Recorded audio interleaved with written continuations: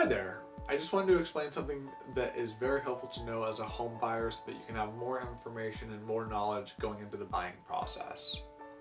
One question that comes up often is what is recording? You'll often hear that we're officially on record or that we may have recorded from escrow in regards to your new home purchase and closing. But what does that really mean? So at closing, right beforehand, we're going to have what's called our signing, and we're going to be signing all of our loan documents, any documents regarding transfer with HOAs, things like that, and also the title and the deed of the home. That's going to be the main important factor. The seller is going to be signing it into the new buyer's name. And they're going to be the new homeowner, and the new homeowner is also signing as well that they're accepting the new deed. Once this is done, once the loan documents go back to the lender, all the other documents are spread through who they need to go to.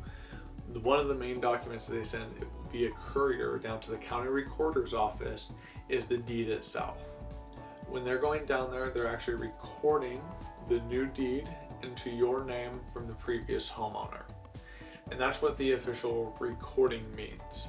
They're actually doing the transfer of the title from the previous owner to the new owner. And once they do that, they call that being recorded. Once we're at that point, the home is officially yours and you are a new homeowner.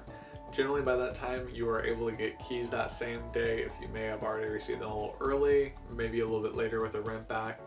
But usually once we are on record, the home is now yours and you're officially the new homeowner.